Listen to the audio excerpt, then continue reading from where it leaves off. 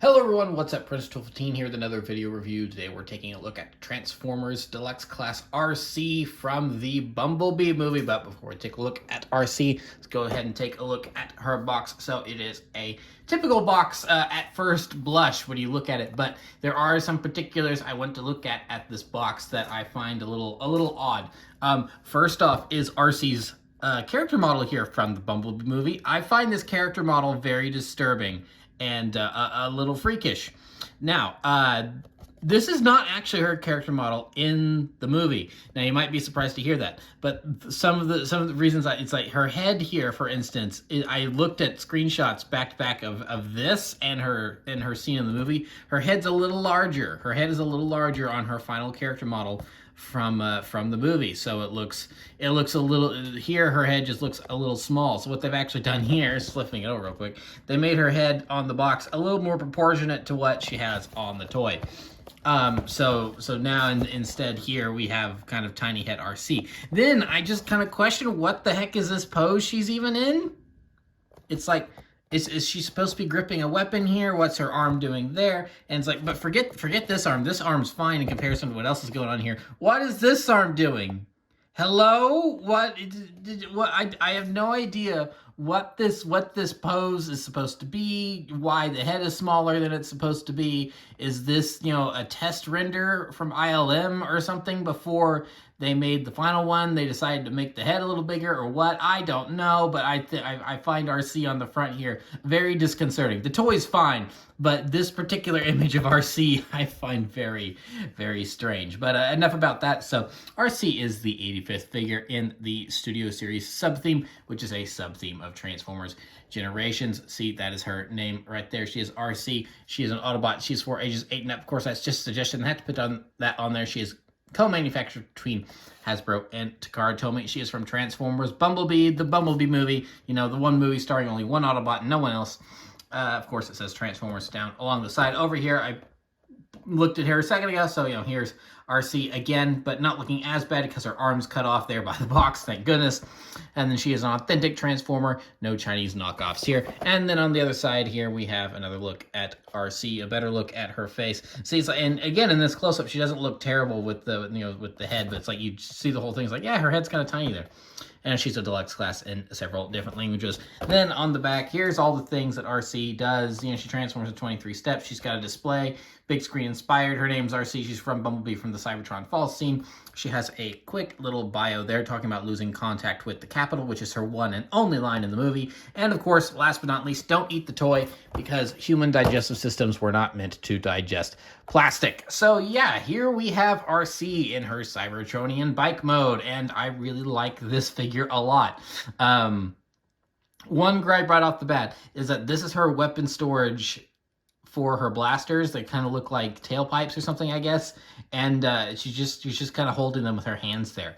I kind of wish that the hands tucked into the arms a little better, and then these actually like plugged into the vehicles somewhere else. But he's like, you know what, it's fine, it's whatever. It's not a huge deal, because most of the time you're looking at her like this and you don't really see them. So, but yeah, so this is a really cool Cybertronian bike. I think it does a really good job of kind of combining a motorcycle look, which Arcee has been several times in the past, while also being more of a almost classic car look, which she's also been in the past. So this is like a combination of like her aligned continuity self with her G1 self, where she transforms into a sleek bike, and she's got her personality more like from, say, Transformers Prime, but then she's pink and she looks like a lot like she does in G1.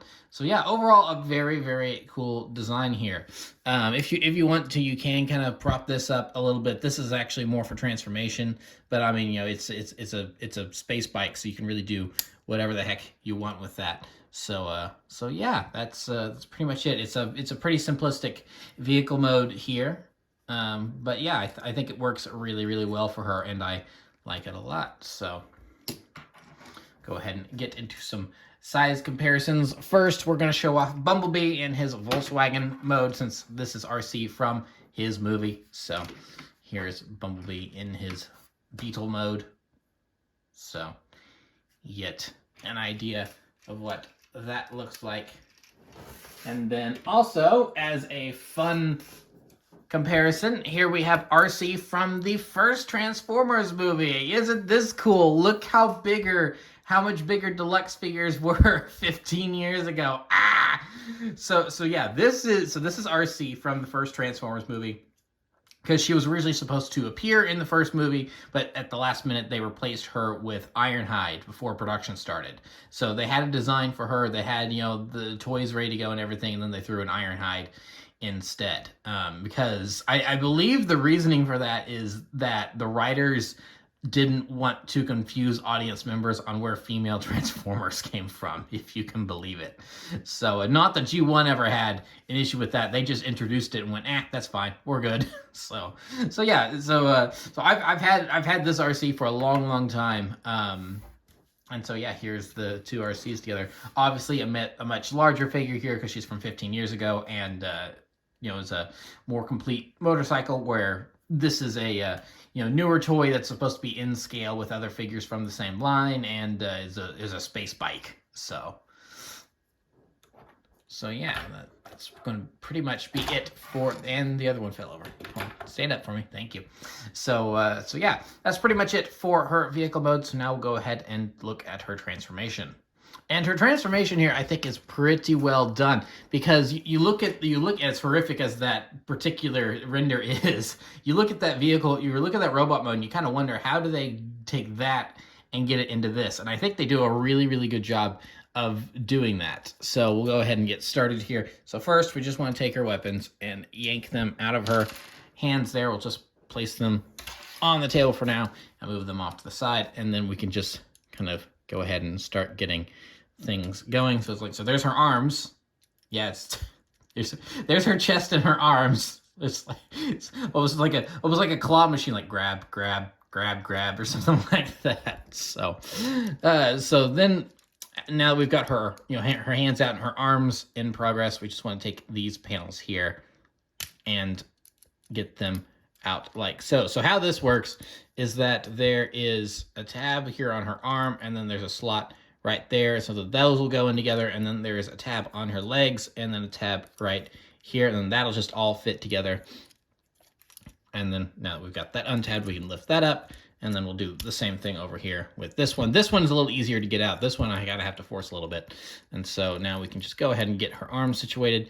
So that they build is that she's got a double jointed elbow. So she's got this joint here for her arm, and then she's got a typical joint here for her arm. So it's like when messing with her, sometimes it is actually a little easier to mess with the transformation joint than her actual arm joint. So just do that over there, and then we've kind of got a lot of her upper body done already. So so this is one of the things I'm talking about, where it's like I think it's really impressive how they managed to take that and turn into this.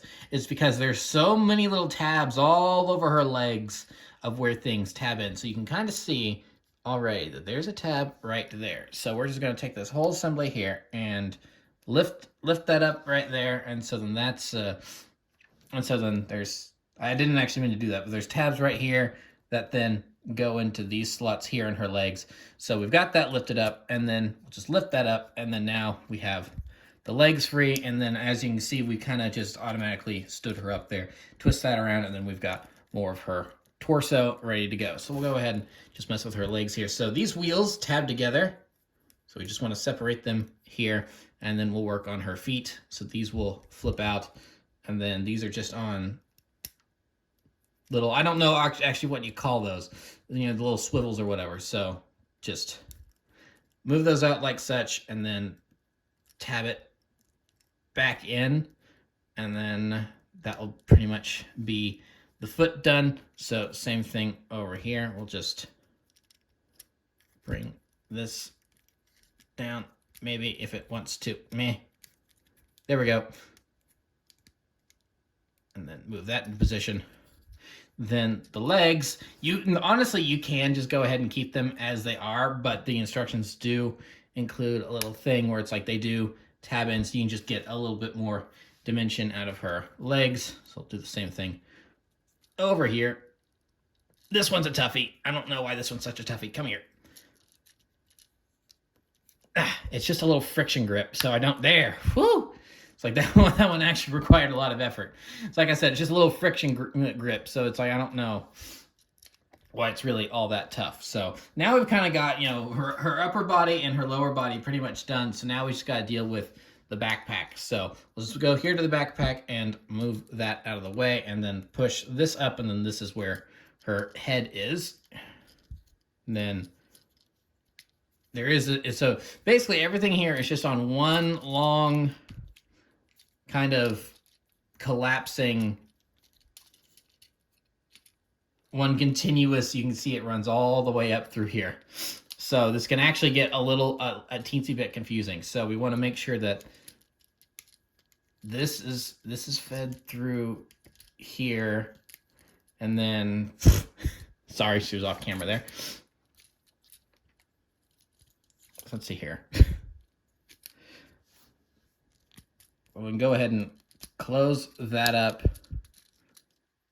We want to fold this in like such, her head down like that, and so then this will all collapse up into here. And then there we go. So we got that fit in right there, and so then that way we can tab her head into a little panel, if it wants to focus, a little panel that's right in there. So that just all tabs in like such, and so it's like, yeah, and then she's pretty much already done at this point. So at this point, we just take these bits here and swivel them around, and then just make sure everything's kind of situated and all tabbed in here. I think we've pretty much got her done. So yeah, I'll just kind of get things situated here. Her feet don't really tab in very well once you get them in robot mode, which I find a little bit annoying, but it's not the worst thing in the world. So, all right, stand up here, girl.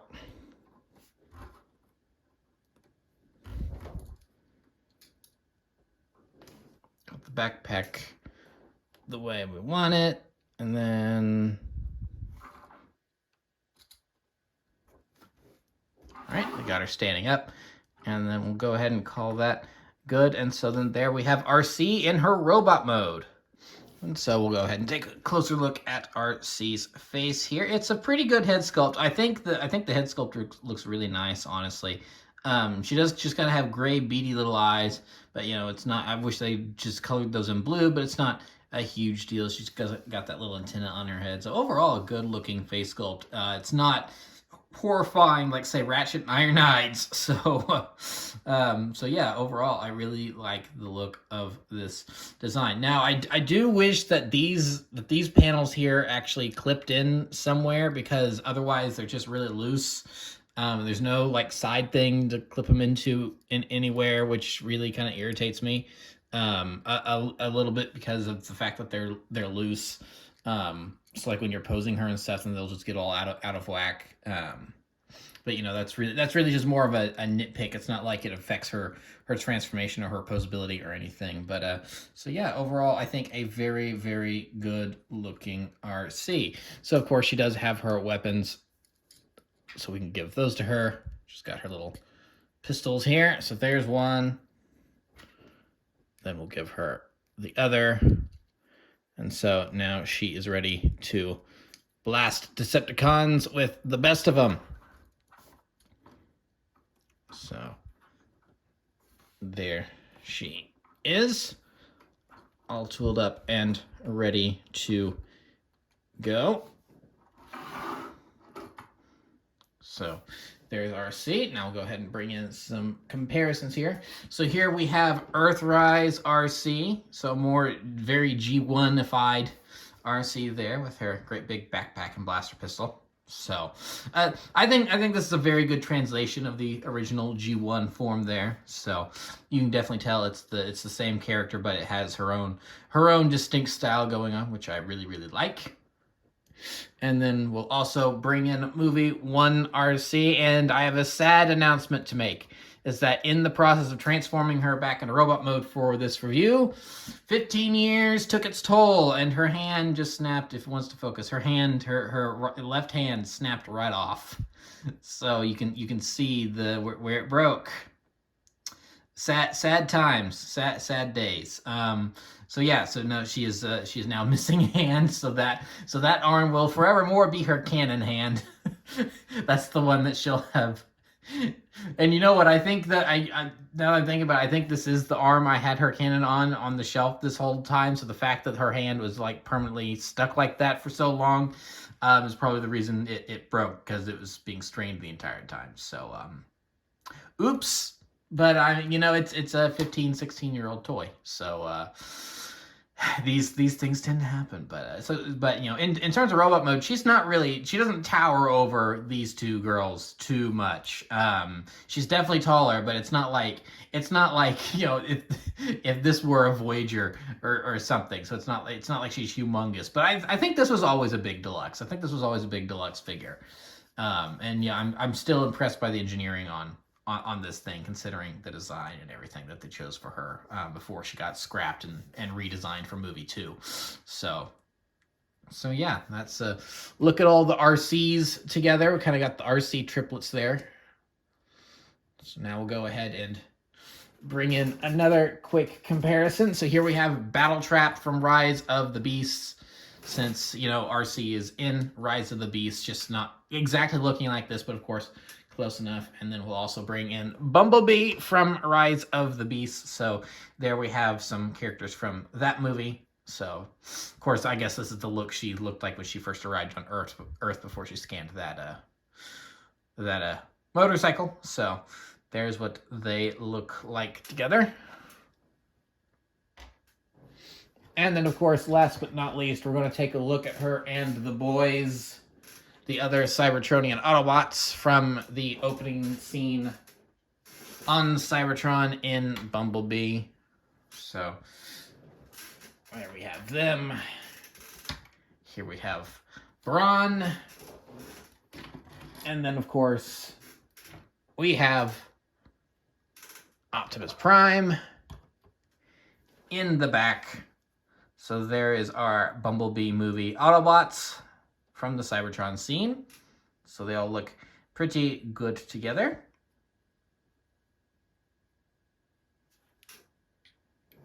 Go ahead and move them back off now.